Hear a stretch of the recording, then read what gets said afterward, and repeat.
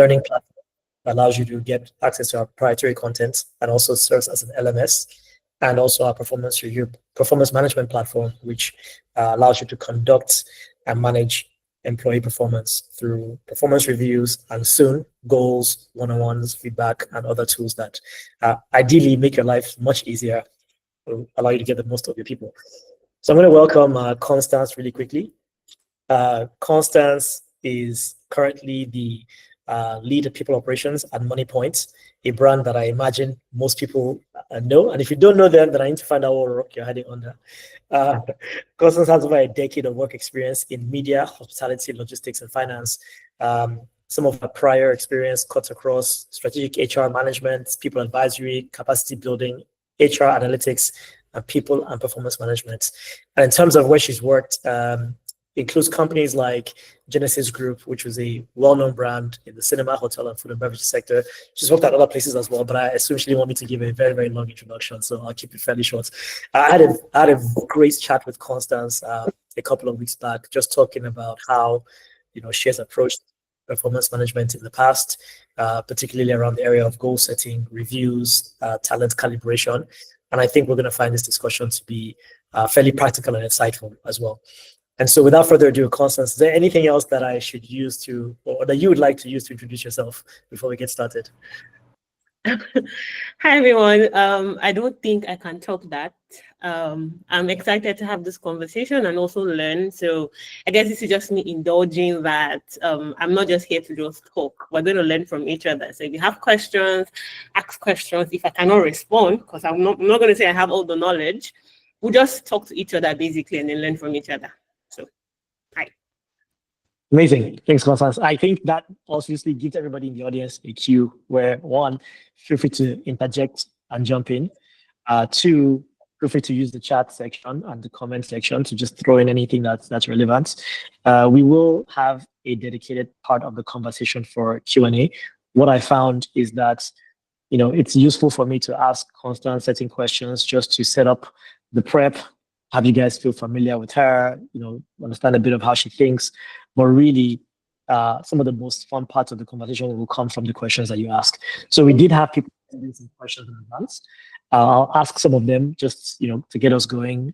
But I'll also pause along the way and then see if people have questions in the audience. If nobody wants to speak up, I can keep asking the questions that people already sent us in advance. But otherwise, we'll take some questions live. So why are we here? I think all of us here are either currently in the middle of media reviews or we've just gone through them. For some of us, it's a very, very process. For the rest of us, maybe it's a bit easier. And the entire point of reviews is really to figure out, how we can drive performance with organizations, right? So I imagine most of us here have a really strong interest in enabling our organizations to drive performance, both in terms of driving the business results. But also, I think we probably mostly care about helping members of the team to improve their skills, to grow professionally, right, and advance their own careers. So what we'll do is, before we get in there, we'll do a quick survey. And this is just like a, fill it out. So you can use, thumbs up button, you can comment in the chat, you can use a like, whatever. It's not a formal survey. And the question here is very simple, right, which is, how many people here have had to do performance reviews and appraisals in the last few weeks or are currently doing it? So just give us an idea. You can use an emoji or a thumbs up, or you can comment and say, yeah, we're doing performance reviews in our company, just so we can get a sense. I can lead by example. I see a few hands going up. Okay, a bunch of people are doing performance reviews. And I guess, the idea is that most of us are either doing them annually or twice a year, or in some cases, as we will learn from Constance, once every quarter. It gets pretty.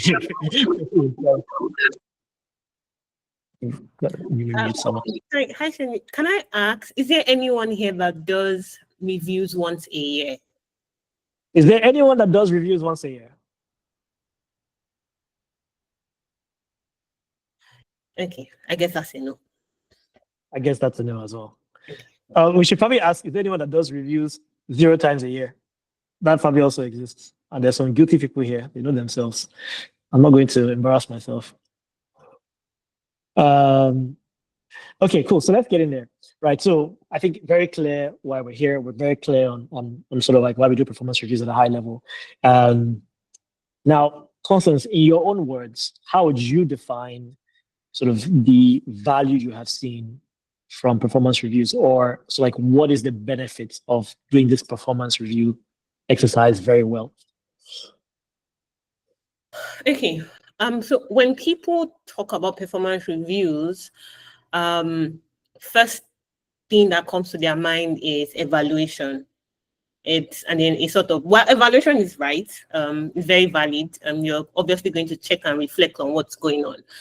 But I think the value from performance review, however frequent that they are, is that it's a powerful lever to drive your year-end success. It's a data threshold, or it's a data mine for employee engagement. It's a data mine for business results. And that is literally the most value you can get. It's a whole lot of data in which you can use to ensure that what are we actually doing? Are we on the right path? Are my employees engaged? I know a lot of people do things like engagement surveys and all that. But if you look deep into the data that you're collecting during reviews, you're able to tell when there are teams that are under high pressure, boiling points, teams that are probably very relaxed, teams that are scaling. And then it also informs the kind of business results that you're getting. So I think that's literally the value. That's like the high level value that you get from having meaningful performance reviews, regardless of how frequent that it can be. Amazing. So I thought it would be great for people to hear in your own voice as well, just in case they didn't believe me, right? And so now let's backtrack. Let's go backwards, right? So we are convinced now that we're not just saying it's important, it is important. But let's take a walk in your shoes for a second. So you're currently people operations lead at Moniepoint. What does that entail? What does your role entail? What does the team look like as a whole? And so like what are you guys charged with doing within Moniepoint's context? Okay. So I think the Moniepoint context might not taking it.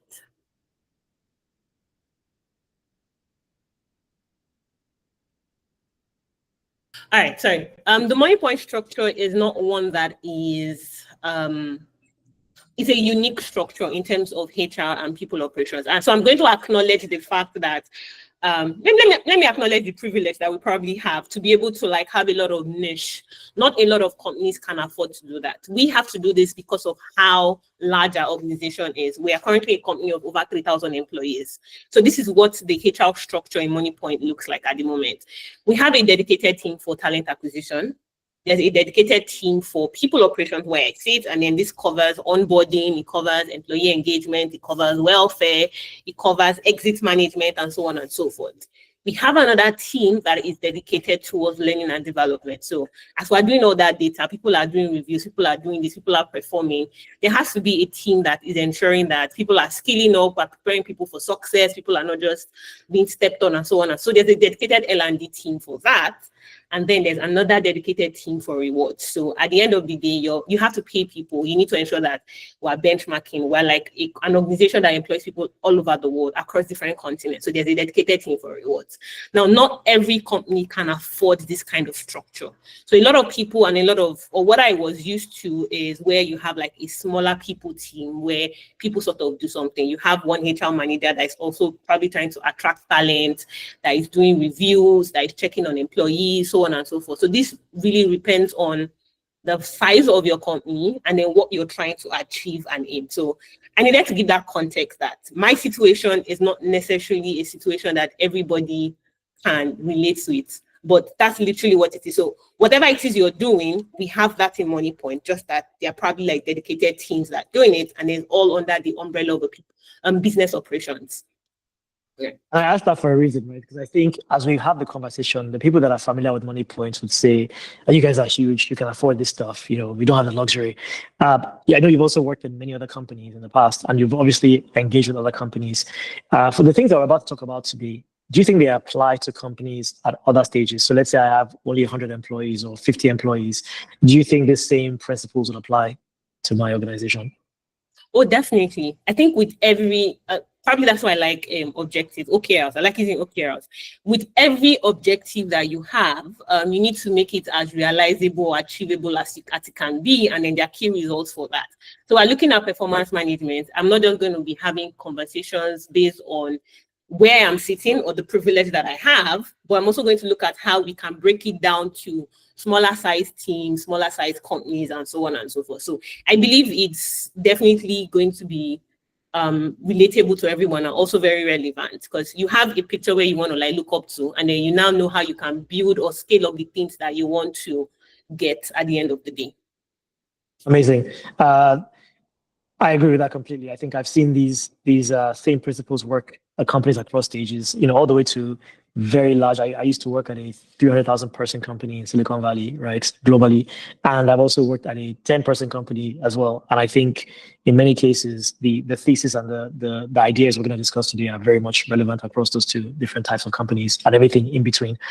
So thanks for setting the stage there. So we're now going to draw on your experience from Moniepoint, but also from other companies that you've worked at, because I think that collective experience is sort of what's got you to where you are today.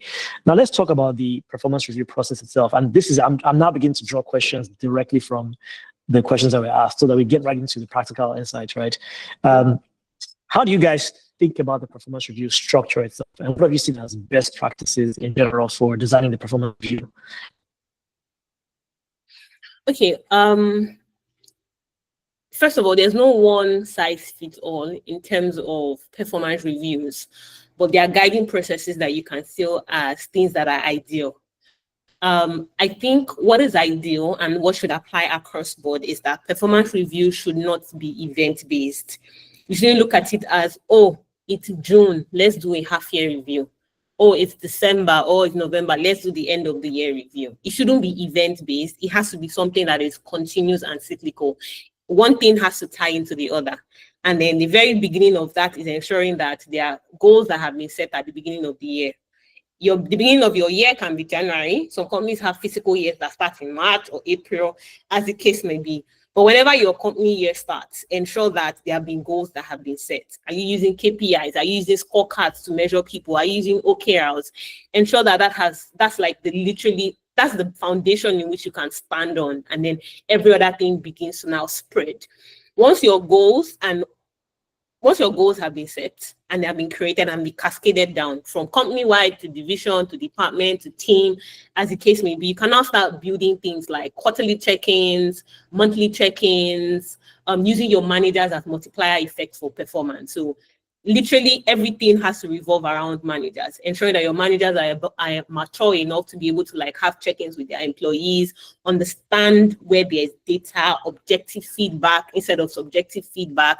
And then you can start building things around, okay, let's say what's best for my company is a mid-year review, or reviews twice a year. What's best for my company is an annual review. What is never best for your company is a zero review. That is never best.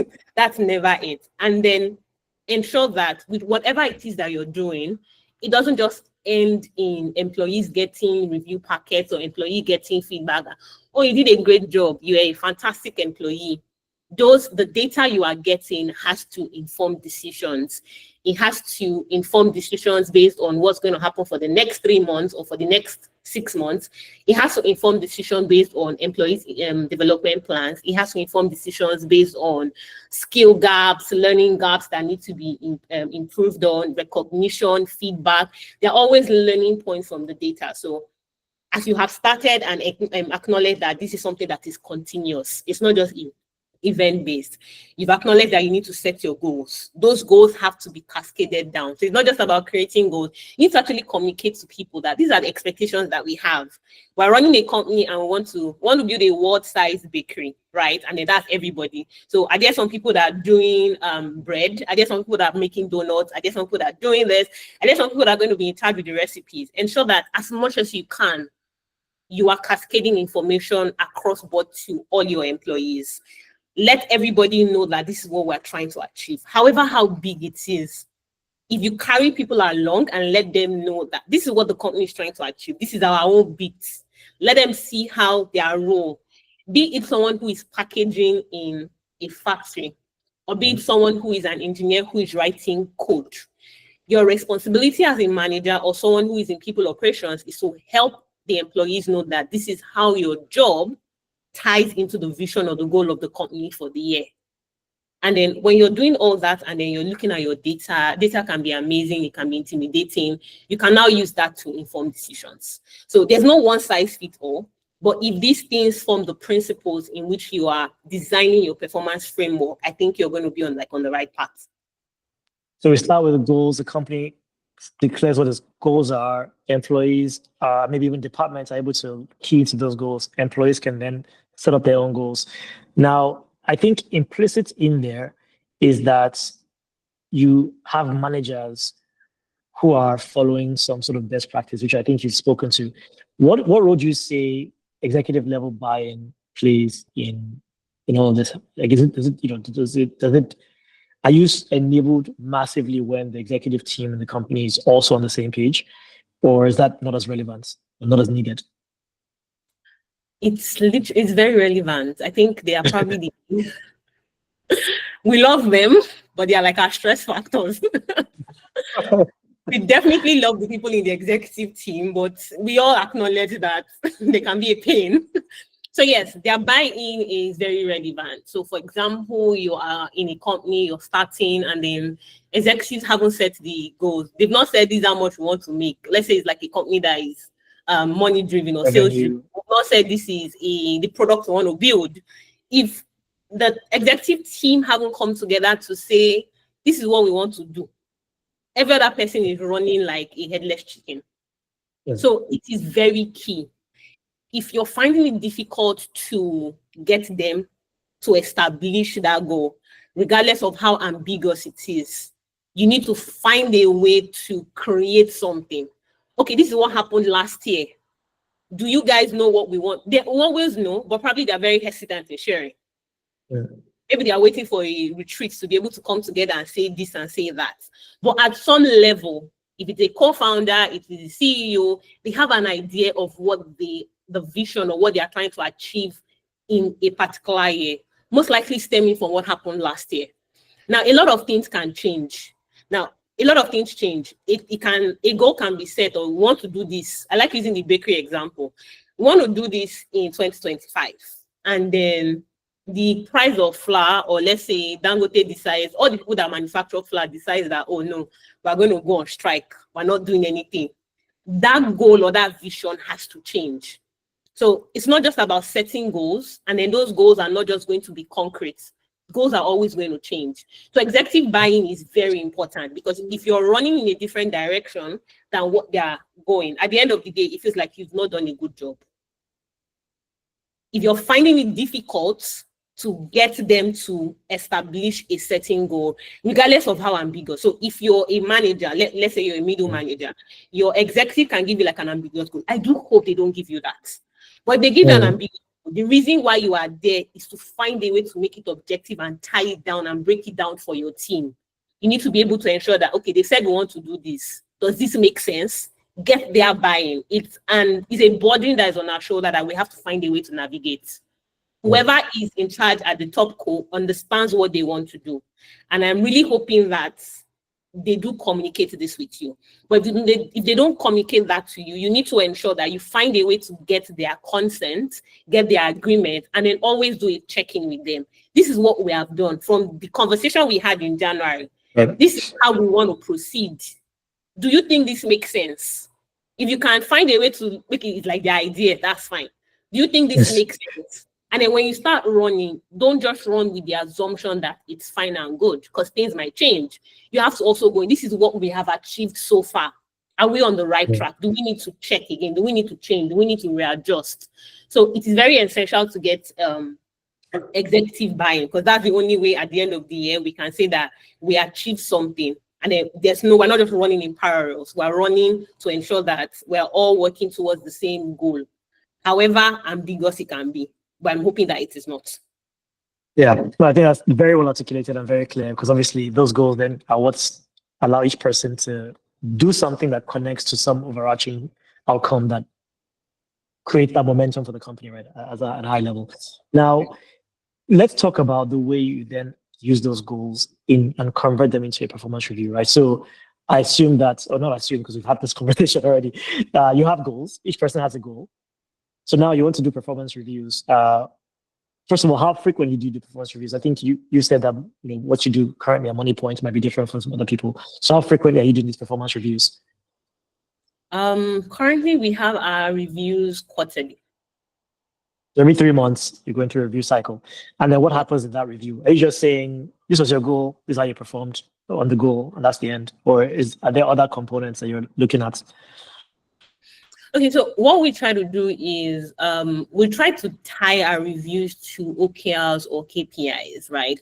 Well, in Moniepoint, we're sort of like building like an ecosystem for the financial economy. So it's a lot of people are used to, let me say, the terminals or the banking application. The ecosystem is way more than that. We have a savings team. We have, in the application that you use, we have people who are in charge of onboarding. We have people who are in charge of retention. There's a growth team. There's a powerful marketing engine. There's like the people team. So and everybody's goal sort of ties into that overarching goal that has been established at the end of the day. So everybody knows what they want to do. Our reviews are not a one-size-fits-all for all the teams. We might ask one question, or we might ask a generic question, but the expectation is that when employees are responding or when managers are responding to these questions, they are making it as granular as it can be towards their own goals or how it has been communicated to them. So it is tied to, if it's a sales, let's say it's a sales team, I probably will be asking you, what have you achieved in the last 3 months? I'm not expecting you to just say something general. Like, you've been giving a sales target for that quarter. You're telling me how your sales has gone through. Is it in the number of businesses you've onboarded? Is it the number of credits you've done? Is it the number of, let's say we have a product called Moneybook. Like, is it the number of customers you have onboarded to Moneybook? If it's a product, let me say you're trying to like develop a feature. It is literally within that context of what you've done in the past 3 months. That is what your response is. So every review is tied towards that particular goal. Is it customer support? There's obviously like CSAT. Is it ticket resolution time? So everything has to be tied towards a KPI or an OKR. Is it the technical support? What's your uptime? What's your measure rates? What's your cycle time? So everybody has something to talk about or has something to reflect on and say, this is how we did. This is what we're supposed to do. So there's the expectation, and then this is what we had achieved. And then in a lot of cases, which is very sweet, this is how we surpassed those expectations. So that's literally how it works for us. So every 3 months, like, okay, let's do this. What have we done? Are there weights per KPIs or are there weights per indicators? This is how we perform. This is how we surpass. They are probably the blockers that we had. We wanted to run from A to Z, and then we just stopped at H, and then this is why. So that's like a data point that we can, okay, do we need to reassess? Do we need to recheck? Do we need to realign? And so do you then, is it goal driven? I'm not, is it goal driven? Is the goal the end? Do you have any other components around either behaviors or something else that would be part of the performance reviews, or is that at a different time it comes in? Oh, no. There's always so for every employee's performance, or even a business, let's look at employees now. There are 2 things you're looking at. You're looking at their skill, their competence. You're also looking at their behavioral components, right? So the review data that we're trying to get is not just on goals. It's like, how was this person at work? So it's what did you do? How did you do it? So we're not just looking at, okay, you achieved this. It's also like, how did you do it? So you were asked to move you have like a lump of sand in a location, and 2 people were asked to move this sand from location A to location B. If one person is using a shovel to move the sand and the other person is taking a wheelbarrow or a headpan, there's a difference in how. If you're running sprints, and then let's say for engineering, the guys who are engineering, you're running sprints, and then you have an engineer who is writing clean code, but he's never around on call. That's not a good employee. They're writing your code for you. They are doing what they're supposed to do.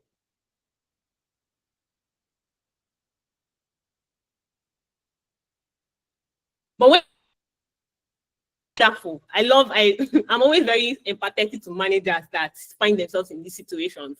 But you need to be very honest with yourself that this is an okay employee, but not such a great employee. So when you're rating that person on how they achieve the work that they've done, you're not going to be rating this person a 5/5. There has to be like a but. There has to be areas for improvement. There has to be like things that you need to say that this is what this person did well, and this is what they did not do well. This is how they did not do it well. So it's not just about goals. It's also how those goals were achieved, the behavioral capacity or how the human nature of that employee, how did that person perform or function in that particular period of review. Gotcha. So you combine the actual goals they had to achieve with the behaviors and probably like the skills they displayed along the path of getting there. And are these things kind of treated equally, or do you tend to weight them or treat them as carrying different weights? At the moment, they carry different weights. So it depends on what you're trying to like optimize for. For companies or for people who use like balance scorecards, you can see things like for the finance or revenue, probably have like a 60%. For operational, you probably have like 20%. For behavioral or ethics, you probably have like 10%, or for like learning and growth, probably have like 3 or 5%. So it all depends on what you're trying to optimize for. My advice is that it is not good to sacrifice one on the altar of the other. You need to find a way to strike a balance. If you have a difficult employee that you're unable to find that balance for that person, difficult conversations need to be had. But you need to be able to know what exactly it is that you're optimizing for. And you have to ensure that you're not sacrificing one for the other. Obviously, I know that nobody's definitely going to sacrifice. Nobody's going to ever take behavior over competence.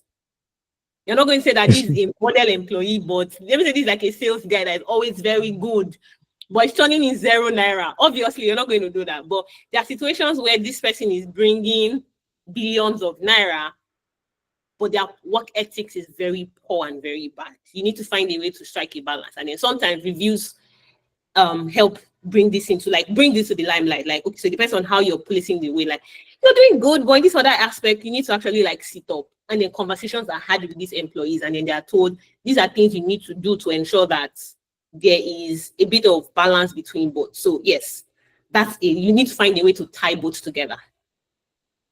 Got it. So now that and I'm going to ask just one last question for now. I'll then start to see if we have questions from our guests. And then if nobody asks, I can just keep going because I have questions for days. So now you've done the performance review. I, as an employee, have a sense for how I think I did, but I also have a sense for how my manager and probably the rest of my team think I did, performing my goals, but also in how I displayed the right behaviors and skills. At this stage, I think the topic of this conversation is how do we then turn this into year-end success, right? What have you seen as the most effective ways to go from sort of review to enabling an employee to be successful? And I guess you can think of it from the perspective of somebody who's already doing quite well. And so you're trying to just kind of enable them to continue to do well, but also someone who may not be doing as well. And you're trying to then get them to improve in their performance. What have you seen as some of the best practices for how you can then end the year feeling much better than you did early on? Okay. I think what always helps is when you have a company or you build a company that values the kind of culture that it is creating. Turning reviews to success, helping employees who are underperforming to become high achievers, turning people who are high potentials to actually become the potentials that they have, all revolves around the kind of culture that you have in your company. So, which is why culture building is very important. If you are not creating a safe space where feedback is objective, where feedback is not weaponized, then you're on a good track. So structured feedback models. Are you looking at situation, behavior, and impact? Are you normalizing feedback culture throughout the year? Is it only just during reviews? Are there like checking points before the actual review to ensure that these employees are having like feedback sessions and so on and so forth? So these are little, which is why we always talk about performance management being a cyclical thing. It's not just event-based. It happens all year round. Now, for employees that you've gotten your data, right? You looked at this employee has said, oh, I did wonderful. I was a model person. And the manager says, oh, you did all right. But there's a but. There's a but.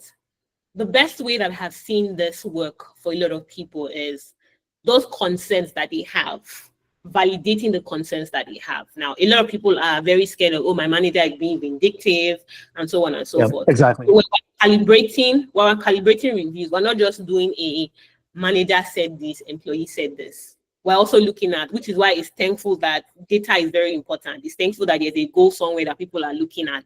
So it is like a salesperson. Your manager cannot say you did not do well. Your numbers will show for you.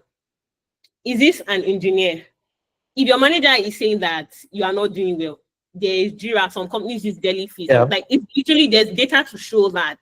Is this customer support? Like your CISA to say that, your first response time to say that.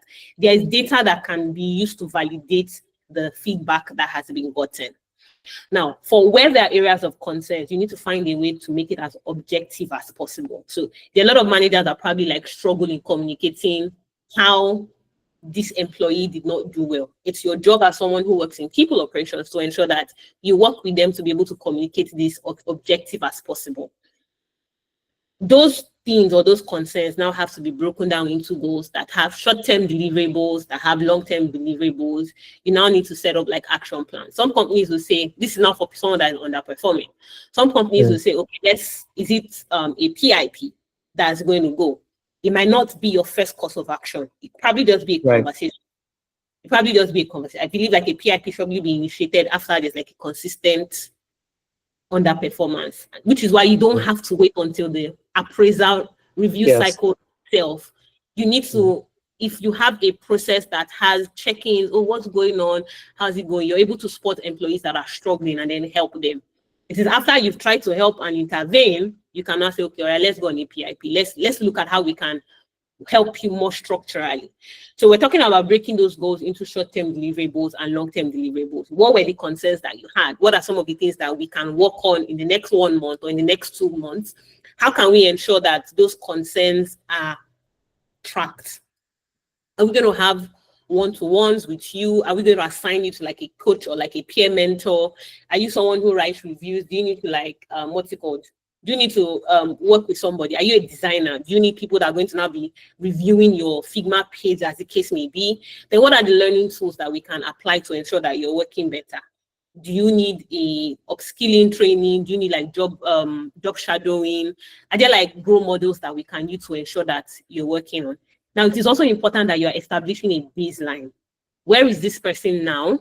Where do we need them to be in the next couple of weeks or in the next couple of months?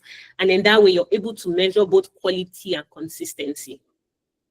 But again, remember that this works when you're not just waiting for the mid-year review or the end of the year review. Right. These are initiatives or these are like things that you can start even before the mid-year review. But just if you're lucky and then that happens mid-year review, the same principle still works.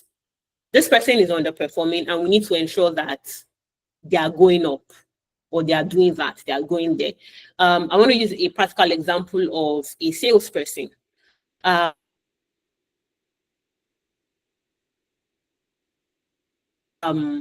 Your Amaka is and her delivery for a quarter is, let's say, 300K. And then we'll see that she's currently on 100K, which is like below expectations. Now, this is the quarter, or this is like at the end of the year. Her deliverable was 300K and she has done only 100K, which means if her deliverable for the next quarter is another 300, it means that she has 500. A sales manager and the HR person is going to say, Amaka, this is what's going to happen. You have 500 for the rest of the year. You need to now know that there's a tracker for you. Let's break it down week by week. The 100K that you got was from how many customers? These many 500K. What are the customers that you now need to go? Do you need to expand your region? If after week 2 and week 3, you have not moved to another 50K, you know that there's an error somewhere that you need to go and work. So breaking it down into things that are visual, that can be visualized and can be tracked and can be measured, will definitely see you turning someone who is an underperformer to someone who is actually doing well, and how you're able to like You see, you just managing that person better to ensure that at the end of the year, this person is coming to in line with expectation, or even best still above expectations. Now, for other employees who probably are not underperforming, but you can see that they can do better, it's literally just the same thing. A lot of people work or thrive on motivation and feedback. When people do good work, it is very important to recognize and give them feedback. It's the end of the year. Sorry, it's the middle of the year. We're doing a review. We're doing a review. What are we doing? So aside the appraisals that is going on, are you having a conversation with the rest of the team to say, this is what we wanted to achieve at the end of the year? This is how we achieved it. This is not just between you and your manager. This is literally everybody sitting down, and then transparency and context is very important.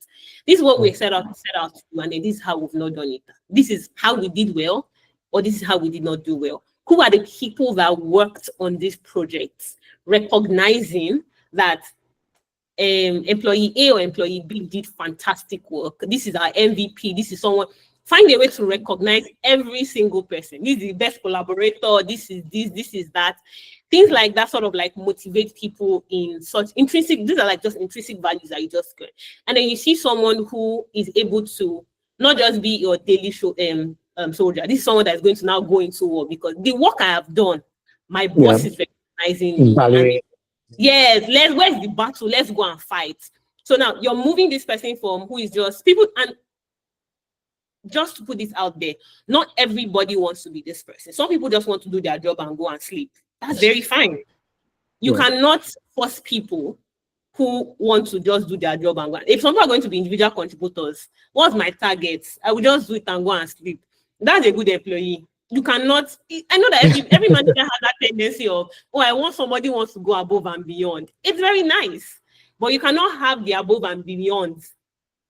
You can't have a lot of them in a team. That would be everybody. 2 or 3. But there are also people that are doing, what's the work we're supposed to do today? Okay, no problem. 5 o'clock, I'm done. Did I achieve my work? Yes. Those people also need to be recognized. So it's not just people that are hitting above milestones. Let's do this, let's do that. No. So people who are just doing their job and doing it okay and well, you need to recognize them. And then they still know that every day I'm coming, my 9 hours, I'm giving it to you, and I'm giving it to you as good as I can. Now, the other people who want to go above and beyond, you need to now work. Okay, what is like your goal path, your growth path? Like, what do you want? How do you want to see yourself? What do you see yourself in like the next 3 months or 6 months, or as the case may be? Which is why I always advise managers that check-ins or one-to-ones shouldn't just be about on the job. It has to be as holistic as possible. Okay, tell me, Sheni, what did you do over the weekend? How was that? What happened? So on and so forth. That way, you're building a relationship with your team just from the work. And then you see them just excelling because my manager cares about me. The company cares about me. Like their concerns, I probably will share with my manager. And I see that, oh, there's actually work being done to ensure that these things are actually being addressed, even if they are not addressed 100%. But you see that there's an effort to it. And then slowly and surely, you see someone who you are suspecting like this person has a lot of potential. You actually see them achieving or actualizing that potential. So I think feedback works a lot. Breaking down goals into shorter key results or shorter deliverables, long-term deliverables, it just helps to ensure that people you're working with actually move from point 1 to point B. And the same thing as well works with goals for businesses. When you're doing that, your assessment, you already know that, okay, this is what we need to do to be able to like hit the milestone at the end of the year, or do we need to course correct? Right. So it's all about the data you're getting, and then you're applying that data to ensure that the goals that we have set at the beginning of the year, are we on track? Are my people on track? The engine that is powering my goals, are they well oiled? Are they well greased? Do I need to do something? Or do we as a company just need to self-collect and say, this is not working. Let's realign and tell ourselves the truth. I think I find interesting that there are a couple of threads to sort of unwind there, right? So one is around just the transparency, because if people understand the goals, then they have agency, and also means that when you are able to show the gap between performance and goal, it's very clear. Data and transparency around even performance, right? When you're having that conversation, you've had this discussion with somebody several times, so it's not a surprise when they get to that performance appraisal or that review. And then I think another element there is around the action. So I think performance reviews in many cases, the review happens, then maybe a discussion might happen, and that's the end. And I think what I hear from you, and I think I've seen this in some of the best companies I've consulted with or even worked at in the past as well, is there's follow through. And so it's like, okay, based on the gap we saw, this is what needs to be done. There's a level of follow through on, like, we're going to then do A, B, and C to try to close, whether it's from a skill perspective, whether it's from a goal setting perspective, whether it's from a, PIP or encouragement or rewards. There's just a level of follow through that I think is probably required, I think, too. And the third thing, I don't know if this is like explicit, but I think by now everyone should catch this. And this is culture as well, which is there kind of needs to be a culture of performance. Because I think embedded in what you're saying, if you're going to give somebody any kind of reward, there's probably executive level buying there. Tied to what you said earlier about executive level buying. If you're going to put somebody on a PIP, you need to know that by the time the PIP, has happened, you're not going to get someone out of the blue coming and telling you that, oh, no, that person is my personal friend. And so you can't do that with them.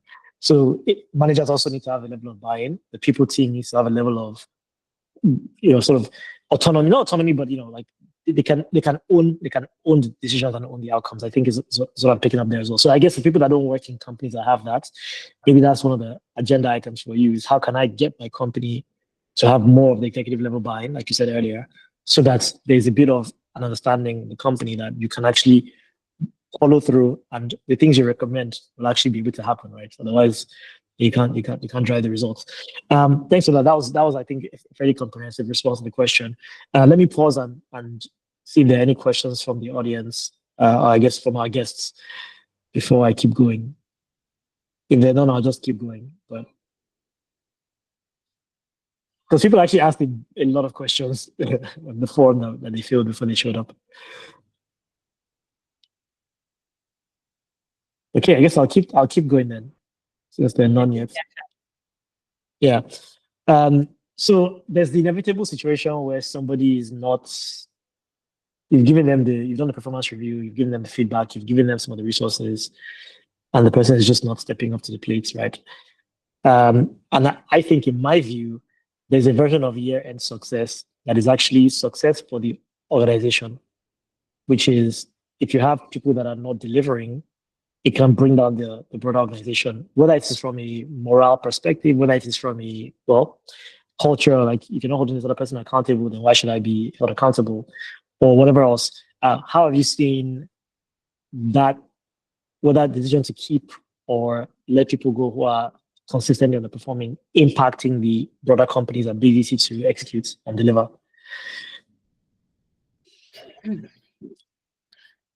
Okay, this is a very tricky one. Okay, I think Lagos has happened to me. It happens to the best of us.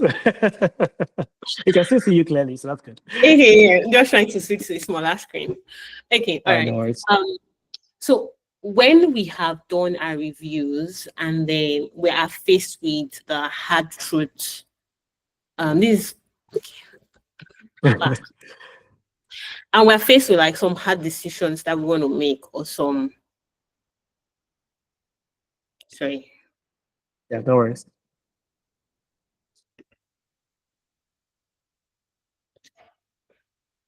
Can you guys still hear? Okay, yes, I'm back. Loud and clear. Okay, so at the end of reviews, and then you've looked at this and then probably like found, or these are some underperformers. But let's not look at it as some underperformers. Let's not look at it as these are some employees that are not performing well. Let's look at it as these are some goals we did not meet. Because that's like skills. That's what it starts. So these are some goals that we did not meet, and then when we're trying to trace, okay, what happened. And then it becomes that it is a resource problem. We're supposed to go live on something, or let's say like a feature. We're supposed to go live on a feature. One of our major revenue drivers, let's say it's the credit platform that we have. And we're supposed to give our loans, right? And this feature is supposed to automate, let me say, loan disbursements. You've done your all this, you've done your all that. And if we're automating loan, this means sort of like trying to like break down a goal and then the key results. Yes. So we're trying to like automate credit disbursements to business owners, and then we've done the simulation. The data is showing it. Guys in the analytics team have seen that if we're able to automate our loan disbursements, we probably would hit a particular milestone. Let's say for us to be able to do this, we're supposed to disburse 1,000 naira loan in a quarter. But that only would happen if we're automating our loan disbursement, because it will reduce man hours, do this, it will do that. And then at the end of the day, we're seeing that instead of that 1,000 naira loan we're supposed to give, we gave 500. What happened? A particular feature did not go live. What happened? The resources in that team were not adequate. What do you mean by the resources on that team? Because obviously you're talking to someone who is like managing a business or like a product. They need to let you know why what you promised that you're going to do did not work. And then you look down at your resources, or you look into the resource, and then what's going on? Is this like a consistent problem with an employee? Does this person need help? If it has come to a situation where this person, you've provided the help that you can provide, and it has now come to the part where you need to make the hard decisions, I think those hard decisions have to be made regardless. Because at the end of the day, you're running an organization. At the end of the day, you're trying to like create revenue or drive revenue. However, what needs to happen here is before you make those hard decisions, you need to ensure that there is a lot of substantiative data to be able to say that the reason why we did not do this is because 1 or 2 persons are slacking. And they are slacking because we have provided them with all the necessary tools that they need to thrive. And at the end of the day, it's not there. Sometimes you say if it didn't, they did not there. So if you are able to substantiate that objectively as much as you can, you need to take the honest, you just need to just rip up the band-aid and say, okay, we need to find ways to ensure that the resources that this team has is adequate enough to ensure that our goals are being met. And then that's just the hard truth, or that's just something that you need to do at the end of the day.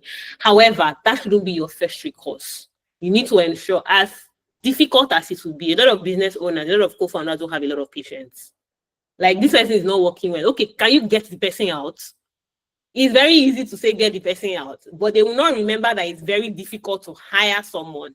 Resources that you put in terms of time to hire, the compensation you have already paid, this, that, and that. Even the person's time is also valuable because the person has left where they are to come to your own company. So there's a lot of resource and a lot of time that has been put into place to bring in somebody in.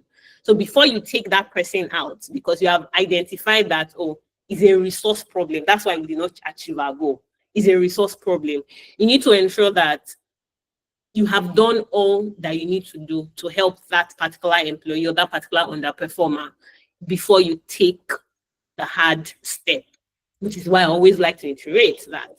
Don't wait for media reviews. Have consistent check-ins between managers and employees. As a people manager, you probably are not going to be there everywhere. You're probably managing 100 employees. You probably have 10 managers and you're like, how many people am I going to follow up with? If there are ways that you need to like automate check-ins, if they're like reminders, there are tools like Zapier. There's even a tool, how am I calling Zapier? There's Talstack. Like there are different there are a couple of tools that you can use. Your Google Sheet, look for a way to write a script that can tie into your Google Calendar or to your whatever calendar that you're using that can enable these things. Let your managers be multipliers for your performance. Like that is the only way it will work out. However, we need to be very objective. If the reason why you are not meeting up with your goals is a resource problem, then you need to be able to resolve that. You need to be able to close that out, because at the end of the day, it's not a charity organization. But before you do that, this is where the human side of us has to come into it. Now, a lot of co-founders, a lot of business owners don't have that patience, because like, I'm running on investors' money. All these ones you are telling me is you're just talking, okay, nice, okay, get the person out. But find a way to manage that pressure and still achieve your goals as much as you can. But then at the point where you've supported this person as much as you can and then they're not still delivering, just take the hard decision. But ensure that that hard decision you're taking is backed by substantiated data. Yes. Yeah, and I think, along with those lines, one of my philosophies as well is, in most cases, the people might miss on the goal itself, but that's where your performance review, what we talked about earlier, actually becomes really important. People might miss the goal, but you could see that the efforts was there. They deployed the skills, the competencies, the attitude, the right mindset, the right approach. And just based on other circumstances, they didn't hit the goal, in which cases you're then solving for a different thing versus in situations where you miss the goal, but then you also don't have necessarily the right behaviors or the right accountability and all those, in which case it becomes a lot, I guess, a lot clearer that maybe that's not the right fit, right? In those contexts. Yes. Yeah. Just to add to that, it's very important that we are as transparent and we are as very honest as we can be. It's very easy to throw people under the bus. It's very easy to just look at results without looking at the effort. See, I have this struggle every day where I work, right? It's like, okay, results versus efforts. We need to find a way to strike a balance, right? Was the right effort put in place?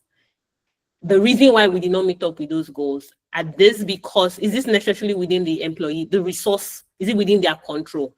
If they did their job and they did it right, then you naturally need to turn the microscope to something different. Look at the mirror and think, why exactly doing? It's not a resource problem. So we need to be as very honest and very transparent.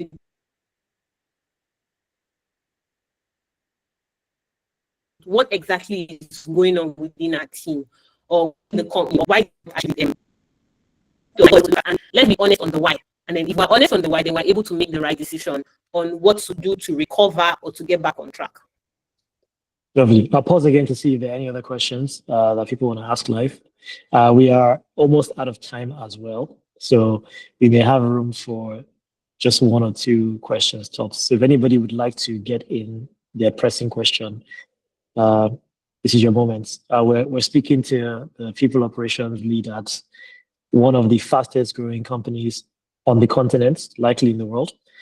You may not get this chance too many times unless you know her personally and you know how to find her.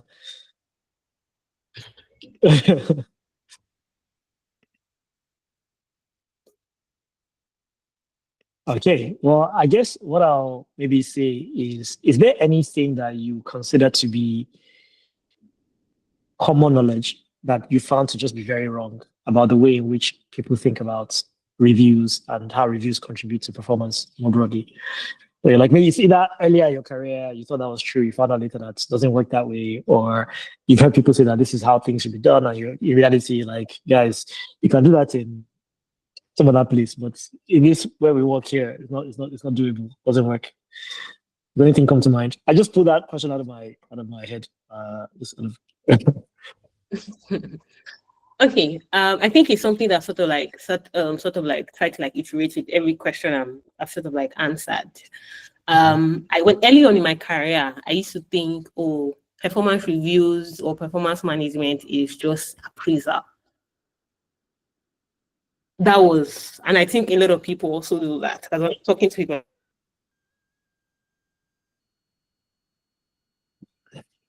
like, oh, performance review. very clear. Yes, not clear. It broke up for a second. All right. Okay. Sorry about that. So it used to be, once it's time for appraisal, we're doing that. It's event-based. Performance reviews are always like event-based. It's July. Oh, we're supposed to do reviews. Okay, it's December. We're supposed to do reviews. It's not like that.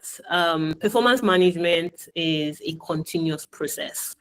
It starts literally from the first day you employ someone. That is when you start watching, or that's when you start managing that person's performance. That's when you start optimizing that person's value to ensure that they're giving you what you need to be done. So it is also very important to note that the managers in your company will make or break you. So you have to ensure that as you're optimizing for revenue, you also need to invest in your people. So these are two things, right? Performance reviews are not just event-based. It is continuous. It starts from day one. Is day one over here? Yes, that's when it actually starts. Check-ins are very much essential. They are very much important. Feedback. A lot of people tend to ignore feedback. Feedback is such a motivator. Oh, we did this work. Oh, well done. Oh, congratulations. And then the funny thing is that recognizing people doesn't have to be monetary. You need to find a way to be as inventive or as innovative as you can. Recognizing people doesn't have to be monetary. A lot of companies that can have bonuses. Yes, that's fine. If you can do that, flaunt the carrot, like give it to them, do what. But then when you cannot afford, you need to find other innovative ways to recognize and reward people for doing a good job. Then the other one which I was trying to like talk about is how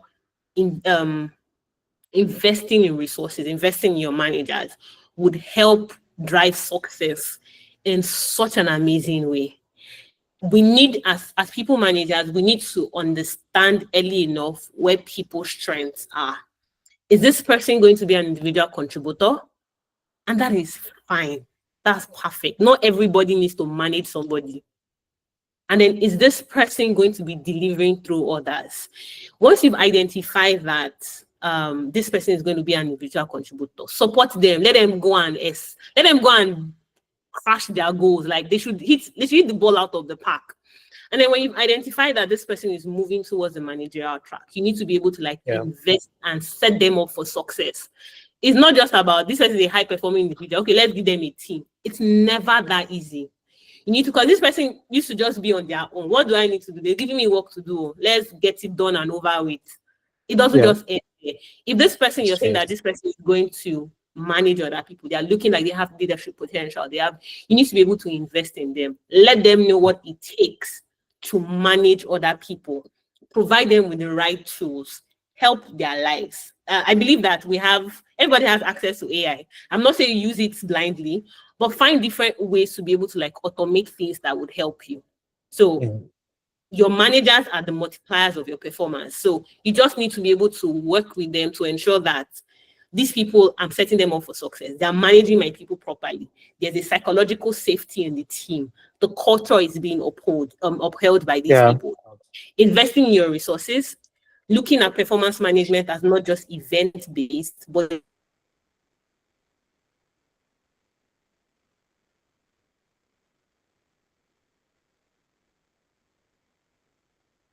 to the day end, how to document every single thing, document feedback, document. Oh, you did not do so much well, document. You did an amazing job, document. With every conversation you're having, document. Which is why I always talk about AI. Like with Google Meet, you can just have a conversation, you're transcribing, it keeps a note for you. You're having your check. Let's say you cannot afford Talstack. You're having a document. You're having a Google Meet, like create a document. Or beautiful, if you can afford tools that you can use, like integrate those things to you. And then as you're having conversations, you're taking notes. When it's time for reviews, you're able to see that, okay, this is what we actually talked about. This is how this person moved from point A to point B. These are the resources that this person need and then they deploy. And then this is how that has been. So it's very important to document. And then don't just assume that it's only event-based. It's continuous from one stage to the other, from one step to the other. Look at it as a whole process that shouldn't just be ignored or left to when it's time to do performance appraisals. Constance, first of all, I have to say that for the people that are going to become Talstack customers, as our product continues to evolve, you'll find that we have not hired Constance as our product strategist, but somehow the things she's saying seem to be very aligned with our product and product roadmap. And I guess my marketing team would be very upset with me if I didn't iterate that point, which is that is exactly what Talstack is building. The things you've spoken to is these tools that give you leverage. You talked about manager training. We have an entire manager training curriculum on our platform today, built by some of the best managers on the continent. I talked about performance reviews and them being done in a way that gives the employee sort of that agency, and you can use Talstack to write your performance reviews. Very soon, you can use Talstack to set your goals, do one-on-ones, do feedback, assign courses to people. And I think at the end of the day, what we're building is a talent management platform. We also call it a people management platform for the modern workforce that lets you get the best out of your people. And I think for most people on the call today, I'll be already spoken to you or will very soon. Feel free to book a demo with us on the link there. Constance, this has been a really insightful conversation. Thank you so much for coming and sharing some of the inner workings, within the Moniepoint machinery. but also drawing on your experience from many other companies and how we can turn these reviews that seem mundane at times, they feel like just a checkbox item, turn them truly into value for the employee in terms of them being able to achieve, more outcomes, and also for the company in terms of the company itself being able to be more successful. I think for everyone who joined us today, hopefully you've taken one or two specific things you can try on Monday morning or next week or tomorrow morning even, which is the entire point of these conversations. Constance, any final words before we leave? Final words is, I know everybody throws the word data across board, but the information that you gather at every point in time, check-in, surveys, performance reviews, look at it in depth, use it to look at trends, analyze trends. That way you're able to see, okay, what's going on in this particular team? Do you need an intervention? That can be gotten from, let's say you're looking at a team and you see that everybody on this team scoring a 6 and you're looking like this person worked above and beyond. Above and beyond does not always look at, it may not always be good. It could be as simple as they're overworking, they're spending extra hours that they need to spend. So the data that you're collecting, don't just sit on it. Find ways to look at it, find ways to manipulate it to identify trends and use that as decision makers or decision markers for you. So that's probably just the last thing I'm going to say. So data is very important. Amazing. And if you need help with anything along the lines of what we discussed today, please feel free to reach out to us. Talstack, we're not just a product company, we also support we've made introductions to investors for our customers. We've gone that far. So we're willing to help you. If you want to think about performance reviews, think about the structure of performance management cycle, feedback, everything else, we'd be happy to help you think through it. Thank you all. Have a fantastic rest of this beautiful Thursday. And we look forward to seeing you on a future webinar where we share insights from the people in the driver's seats, leading, driving performance, and helping companies achieve their goals from the lens of people infrastructure. Thanks again, Constance. Thanks again, everybody. Have a great rest of the day. Bye-bye.